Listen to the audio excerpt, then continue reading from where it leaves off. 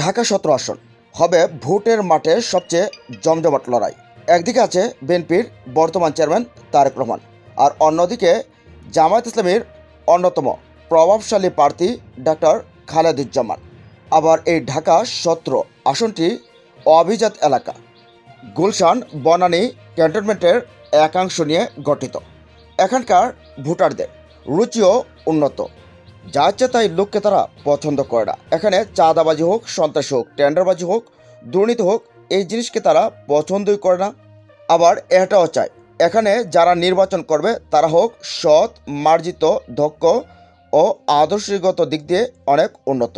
আর এই বিবেচনা করলে তারেক রহমানের চাইতে অনেক গুণ বেশি এগিয়ে রয়েছেন ডাক্তার খালেদুজ্জামান, কারণ তিনি দীর্ঘ ১৭ বছর মানুষের কাছে মিশতে পেরেছেন। তিনি চিকিৎসক হিসেবে মানুষের সাথে মিশতে পেরেছেন, মানুষ তার আচার আচরণ দেখছেন। আর বিএনপির চেয়ারম্যান তারেক রহমান তো হঠাৎ করে ১৭ বছর পর দেশে আসলেন, এসে এখানে প্রার্থী হয়েছেন।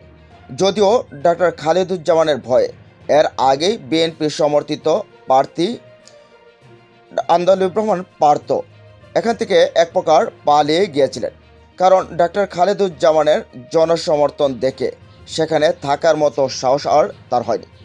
যার কারণে তারেক রহমান নিজেই এখানে প্রার্থী হয়েছেন। তিনি ভাবছেন যে এখানে আমি ছাড়া অন্য কাউকে দিলে একেবারে লজ্জাজনকভাবে পরাজয় হতে পারে। তিনি বিজয়ী হবেন এই আশা নিয়ে ঢাকা ১৭ অভিজাত এলাকার অভিজাত শ্রেণী মানুষদের কাছে এসেছেন। তবে এখানে আরেকটা প্রশ্ন দাঁড়িয়েছে ডাক্তার খালেদুজ্জামানের জনপ্রিয়তার অপরদিকে জামাত ইসলামের কৌশল। জামাত ইসলামের কৌশলের কাছে ধরা খেয়ে যেতে পারেন বিএনপির বর্তমান চেয়ারম্যান তারেক রহমান। থেকেই জামাত ইসলামী বাংলাদেশের পক্ষে বলতে হার পক্ষে অবস্থান নিয়েছেন, আর বিএনপির টোটাল অবস্থানটা ছিল কিন্তু নার পক্ষে, মানে সেই ফেসিবাদ, সেই স্বৈরতন্ত্র, সেইগুলোর পক্ষেই ছিল। যদিও এবারে সে তারা বলতে বাধ্য হচ্ছে, যখন সাদিক কায়েম বলছিলেন বাংলাদেশে নির্বাচন করতে হলে বাংলাদেশের পক্ষে থেকে হ্যার পক্ষেই প্রচারণা করতে হবে, সেই কথাটা হয়তো বা তারেক রহমান অনুধাবন করতে পেরেছেন, যার কারণে তিনি হ্যার পক্ষে বলছেন। কিন্তু মানুষ তো এতদিনে বুঝে গেছে যে চাপে পড়ে, যে ফ্যামিলির চাপে যে পড়েছেন তারেক রহমান, পড়ে যে তিনি হ্যার পক্ষে আছেন, এটা মানুষ বুঝে গেছে। আর যেহেতু ঢাকা গুলশান বনানী ক্যান্টনমেন্টের এই অভিজাত এলাকার মানুষ, তারা অভিজাত শ্রেণী, তারা বুঝ সম্পন্ন মানুষ, বুঝে শুনে ভোটও দেবে। তারা বিবেকবান মানুষ, তারা বুঝতে পারে কারা দেশের জন্য কাজ করবে, দুর্নীতিকে লাল কার্ড দেখাবে। আর এই হিসাব কষেই কিন্তু তারা ভোট দিচ্ছে বা ভোট দেবে। এই হিসাব করে দেখা যাচ্ছে এখানে ভোটের মাঠে ডাক্তার খালেদুজ্জামানের জনপ্রিয়তা আকাশচুম্বী।